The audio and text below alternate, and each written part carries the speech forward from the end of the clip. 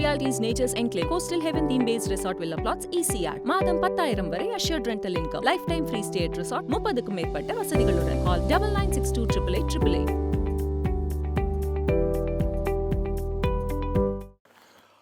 அனைவருக்கும் வணக்கம். நடிகர் சிவகார்த்திகேயன் தயாரிப்பில் இயக்குனர் வினோத்ராஜ் இயக்கத்தில் நடிகர் சூரி அண்ணாப்பன் நடித்து வெளிவந்திருக்கிற படம் கொட்டுக்காளி.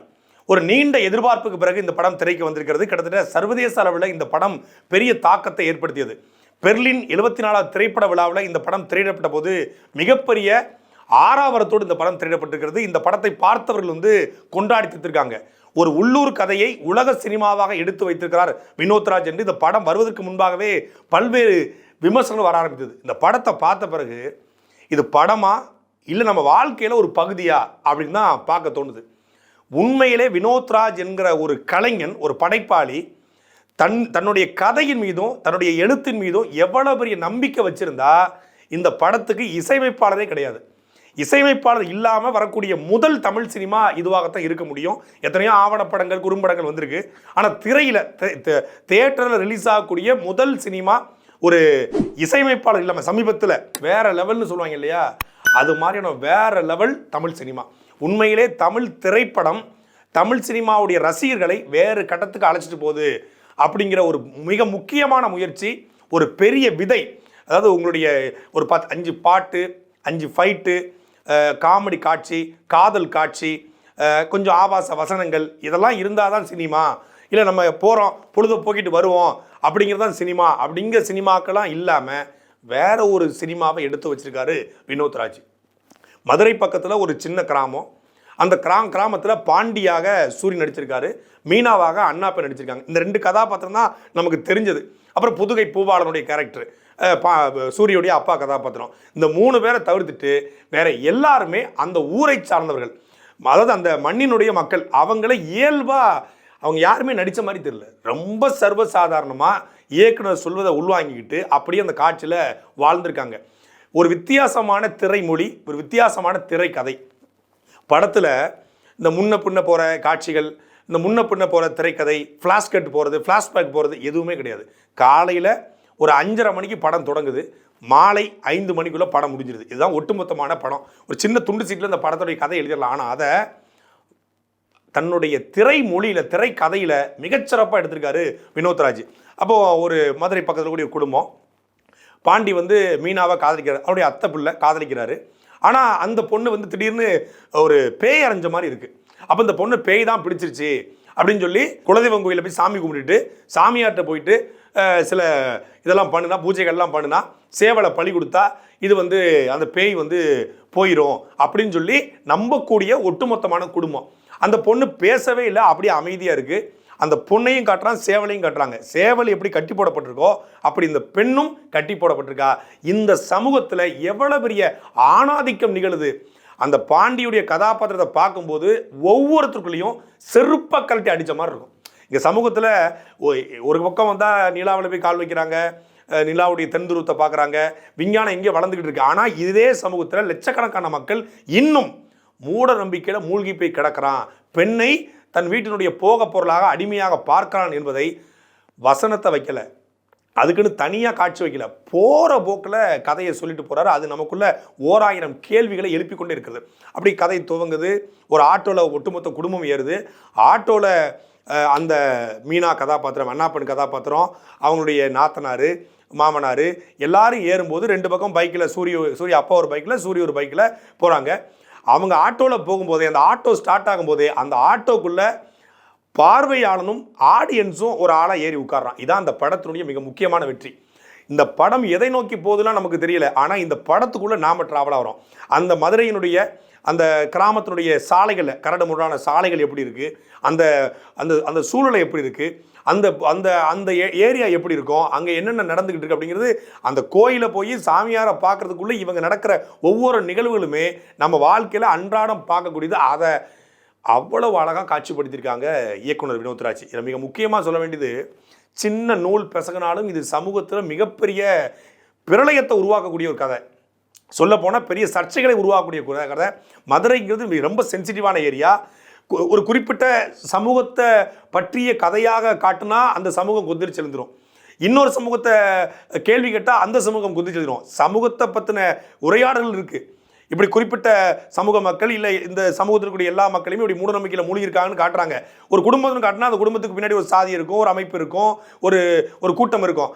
அதை மறைமுகமாகவும் சொல்லலை, நேரடியாகவும் சொல்லலை. ஆனால் பார்வையாளனுக்கு புரியும், இவரைத்தான் சொல்கிறாரு, இதைத்தான் சொல்ல வராரு, இதை பற்றி தான் இது பேச வருதுங்கிறது எல்லாருக்கும் கடத்தப்படுது. ஆனால் யாராலையும் வெளிப்படையாக அதை பேச முடியாது. அதுதான் வினோத்ராஜுடைய மிகப்பெரிய வெற்றி. இந்த படத்தினுடைய பெரிய பலம் வினோத்ராஜ் தான், அவருடைய திரைமொழி தான், அவருடைய இயக்கம் தான். ஆனால் இந்த படத்தை தாங்கி நிறுத்தக்கூடிய ஒரு கதாபாத்திரம் வேணும்ல, சூரி. அதாவது சூரியுடைய நடிப்பு என்பது தமிழ் சினிமாவில் இனி தவிர்க்கவே முடியாது. அவரை தவிர்த்து விட்டு இனி தமிழ் சினிமா இல்லைங்கிற இடத்துக்கு சூரி நகர்ந்துட்டார். 2 படம் தான் அது வரைக்கும் அவர் நடித்த படம் காமெடி படம். கடைசியாக 2 படம், விடுதலை, கருடன். இந்த 2 படத்தை தான் நாயகன் நடிச்சிருக்காரு. உண்மையிலேயே சூரிய இந்த தமிழ் திரையுலகம் இதுவரைக்கும் சரியாக பயன்படுத்தலை. தன்னுடைய 45வது வயசில் தான் சூரி சரியான இடத்துக்கு வந்திருக்காரு அப்படிங்கிறத நம்ம பார்க்க முடியுது. 2 நிமிட காட்சி, ஒரு ஆட்டோக்குள்ளே சண்டை. அந்த 2 நிமிட காட்சியில் உண்மையிலே இது புரோட்டா சூரி தானே? நான் பக்கத்தில் இருக்கிற நம்ம ஆள் கேட்டேன், உண்மையிலே இது புரோட்டா சூரி தானா? சூரி தானா? காமெடியாக நடித்த சூரி தானா? அந்த சூரியை பார்க்கும்போது நமக்கு பயம் வருது. யாரா இவன்? இவ்வளவு அரகண்டா, இவ்வளவு திமிரா, இவ்வளவு கோபமா, இவ்வளவு மூர்க்கமா ஒரு மனுஷன் இருக்கிறான். எவன்டா இவன் இப்படி? அதாவது ஒவ்வொரு தனி மனிதனுக்குள்ளேயும் இருக்கக்கூடிய அந்த மூர்க்கத்தனத்தை, கோபத்தை, வெறுப்பை, ஆங்காரத்தை, ஆணாதிக்க திமிரை அப்படியே திரையில காட்டியிருக்காரு அந்த சூரி. பாண்டியன் தான் வருது. ஏன்னா சூரி சத்தியமா தெரியல. படம் பார்க்கும்போது எத்தனையோ பெரிய நடிகர்களுடைய படம் பார்க்குறோம், ஏதாவது இடத்துல அவங்களுடைய உடல் மொழி வரும், இயல்பாக இருக்கக்கூடிய வசன உச்சரிப்பு வரும். இதில் சூரியுடைய இயல்பான உடல் மொழியும் இல்லை, இயல்பான வசன உச்சரிப்பும் இல்லை. அவருக்கு தொண்டையில் ஒரு கட்டி, அதுக்காக மருந்து போட்டு விட்டுறாங்க. அது புற்றுநோயின் அறிகுறியா இல்லை என்னவான்னு தெரியல. ஆனால் ஒரு கட்டி மாதிரி இருக்குது, கரகரத்தர குரலை. என்கிட்ட பிள்ளைக்கு பேய் பிடிச்சிருக்கு அப்படின்னு அது பேச, அந்த வசனம் ரொம்ப கம்மி தான். மொத்தமே 2 பக்கத்தில் சூரியுடைய ஒட்டுமொத்த வசனத்தையும் முடிச்சிடலாம். ஆனால் சூரிய அந்த கரகரப்பான குரலில் சண்டை போடணும், அந்த கரகரப்பான குரலை உங்கள் அப்பாவை அடிக்க பாயணும், அந்த கரகரப்பான ஒரு குரலில் நாயை திட்டணும். அதாவது அந்த குரல் சூரியோட குரல் வரல, அந்த பாண்டியோட குரல் தான் வருது. குரல் உடஞ்சிருக்கு, தொண்டையில் அவருக்கு புண்ணு ஏற்பட்டிருக்கு. அதை அதோடு சேர்த்து அந்த கதாபாத்திரத்தில் நடித்ததெல்லாம் உண்மையிலே நம்ப முடியல. எனக்கு அந்த காட்சி முடிஞ்சதுக்கப்புறம் நான் இது உண்மையிலே சூரியை பார்த்து நமக்கு பயம் வருதா? ஒரு காமெடினாக இருந்த சூரி தான் இந்த பாத்திரம் நடிச்சிருக்காரு அப்படிங்கிற ஒரு வியப்பு அது ஓடிட்டே இருந்து. படம் பார்த்து வந்தப்பறம் அந்த 2 நிமிட காட்சி தான் மண்டையில் ஓடிட்டே இருக்கு. உண்மையிலே எல்லாரும் ரியலாக அடி வாங்கியிருக்காங்க. படத்தில் அடிக்கிற மாதிரி கூட விலகிடுவாங்க, ஆனால் சட்டுன்னு சத்தம் வரும். ஆனால் இதில் அப்படிலாம் கிடையாது. உண்மையிலே நழுக்குன்னு ஆட்டோக்குள்ளே வச்சு மிதிச்சிருக்காரு. இந்த சிங்கம் வடிவேலு சிங்கமுத்தை குத்து வரலையே, அவர் நவண்டு போயிடுவார். ஆனால் உண்மையிலே மிதி வாங்கியிருக்காங்க, உண்மையிலே அடி வாங்கியிருக்காங்க. படம் பார்த்து வெளியே வரும்போது ஒரு சேரோட்டை போது அந்த சேரோட்டை பார்த்தா சூரி உள்ளே உட்காந்துக்கிறேன் நான் பார்க்குறேன். அப்போ அந்த அளவுக்கு சூரி அந்த ஆட்டோவும் சூரியும் ஒன்றி போயிட்டாங்க. ஒரு வெறித்தனமான நடிப்பை ஒட்டுமொத்தமாக தேக்கி வச்சிருந்து ஒரு 10 நாள் பசியாக இருந்தவன் 11 நாள் பிரியாணி சாப்பிட்டா எப்படி சாப்பிடும் அப்படி நடிச்சிருக்காரு சூரி. சில பேர் சொல்லுவாங்க ரொம்ப பண்ண எமகாதமும்ப்பா, படுபாவிப்பா, ஒரு ராட்சசா, அதாவது அன்புல சொல்லுவாங்கல்ல, ராட்சசன்டா நீ, படுபாவிடா நீ. அது அந்த மாதிரி ஒரு ராட்சசன் போல, ஒரு படுபாவி போல, ஒரு பாதகன் போல நடிப்பை கொட்டி தீர்த்திருக்காரு. அதே போல அண்ணா பெண் கதாபாத்திரம் செட்டில்டு பெர்ஃபார்மன்ஸ்ன்னு சொல்லி தமிழில் இங்கிலீஷில் சொல்லுவாங்க, செட்டில்டாக பண்ணுறாங்க அப்படின்னு. உண்மையிலேயே படத்தில் கதை நாயகிக்கு ஒரே ஒரு வசனம் தான், ஒரு வசனம், அதுவும் செருப்பை கட்டி அடித்த மாதிரி வசனம்.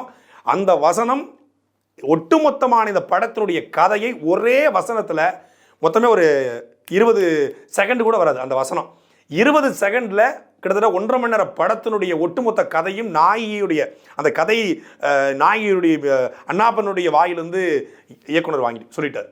மொத்தமாக அவ்வளோதான். அதை ரிவீல் பண்ணால் அந்த படத்தினுடைய மொத்த கதையும் தெரிஞ்சிடும். அப்படி அவ்வளோ இதாக இருக்குது.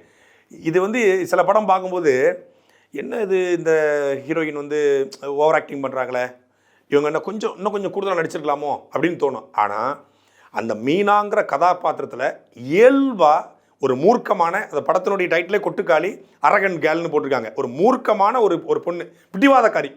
அவள் தன்னுடைய நினைச்சதில் பிடிவாதமாக இருக்கா.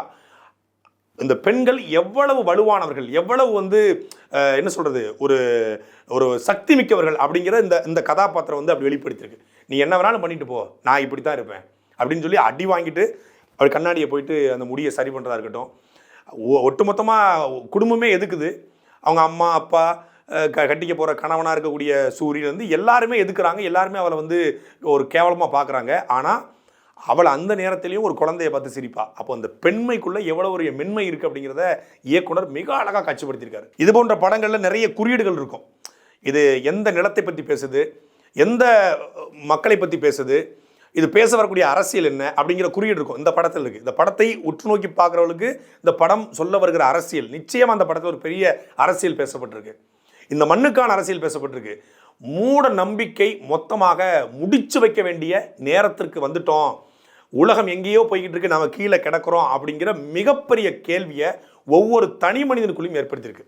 இது வந்து சென்னையில் வாழ்கிற மக்கள் இல்லை நவநாகரிகமாக வாழ்கிற மக்களுக்கு இந்த படம் வந்து கொஞ்சம் தூரமாக இருந்த மாதிரி தெரியலாம்.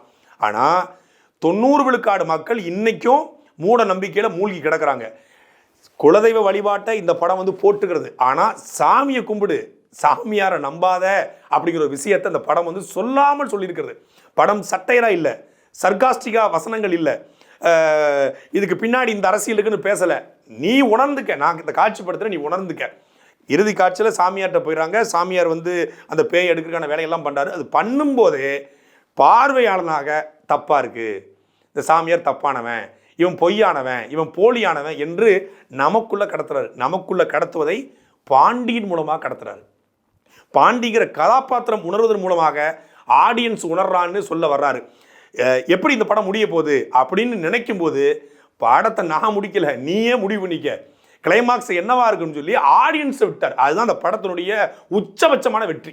உச்சபட்சமான இந்த படத்தினுடைய அழகுங்கிறது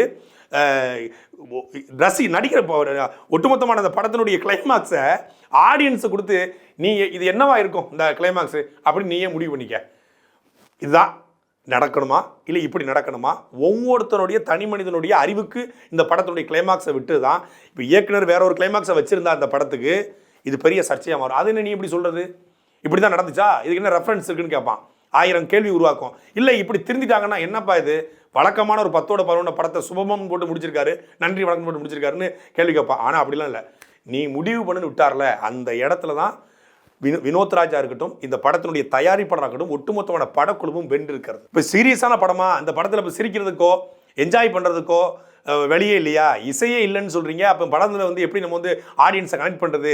ஒரு வண்டி கிளம்புது, அது சாமியாரை பார்க்க போது, ஒரு பெண்ணை ஏற்றிட்டு போது, குடும்பமே உள்ளே போகிறாங்க, இதில் என்ன சுவாரஸ்யம் இருக்க போகுதுன்னு நினச்சிங்கன்னா கிட்டத்தட்ட படத்துடைய 1.5 மணி நேரத்தில் 1.25 மணி நேரம் வயிறு குலுங்கி வயிறு புண்ணாயிரும். அப்படிப்பட்ட காட்சிகளை தொகுத்திருக்காரு. கோபமான காட்சினா கூட நமக்கு சிரிப்பு வரும். அதான் அந்த அளவுக்கு வந்து திரைக்கதை இருக்குது. அங்கே போகிற குட்டி குட்டி சம்பவங்களாக இருக்கட்டும், பரபரப்பாக போயிட்டு இருக்கோம், போய் வழி கேட்பாங்க, வழி கேளுப்பா அப்படின்னு. சரி ஏதோ ஊருக்கு போகிறது தான் வழி கேட்குறாங்க நம்ம நினச்சோம்னா டாஸ்மாக் எங்கே இருக்குன்னு கேட்பாங்க. ஸோ அதாவது அந்த இடத்துல கூட வந்து சீரியஸாக போயிட்டு இருக்குங்க ஒரு காட்சி. சீரியஸாக போடுற காட்சியில் கூட அவன் வந்து குடிக்கிற மூடில் தான் இருப்பான் அப்படிங்கிறத காட்சிப்படுத்திருக்காரு. அப்படி சின்ன சின்ன துணுக்குகளை படம் முழுக்க வச்சிருக்காரு.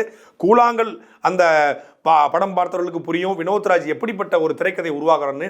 கூழாங்கல்லை தாண்டி 10 கூழாங்கல்லை சேர்த்து மொத்தமாக கொட்டுக்காளி மூலமாக தமிழ் ரசிகர்களுடைய கண்ணை திறக்க வச்சிருக்காரு வினோத்ராஜ். இந்த படத்தை துணிந்து தயாரித்திருக்கிற சிவகார்த்திகேயனுக்கும் இந்த படத்தில் தன்னுடைய ஒட்டுமொத்தமான நடிப்பு திறனையும் அசுரமாயின நடிப்பு, அரக்க நடிப்பு, அசுரன், அது மாதிரி எல்லாத்தையும் கொட்டி தீர்த்துக்கிற சூரிக்கும் நம்மளுடைய வாழ்த்துக்கள். இன்னும் எத்தனை காலத்துக்கு தான் ஏரில் கட்டி பறக்க விடுவீங்க? இன்னும் எத்தனை காலத்து தான் நான் 60 வயசு ஹீரோ 20 வயசு பெண்ணோட ஆடிட்டு இருப்பீங்க? இன்னும் எத்தனை காலத்து தான் காமெடி ட்ராக் போடுவீங்க? இன்னும் எத்தனை காலத்து தான் வந்து கனவு காட்சிக்கு வந்து சுவிட்சர்லாந்துக்கும் அமெரிக்காவுக்கும் போவீங்க அப்படின்னு கேள்வி கேட்கிற ரசிகர்களுக்கான தரமான படைப்பு கொட்டுக்காளி. சாட்டை எடுத்து நாட்டை திருத்து, இளம் தலைமுறை தானே நீ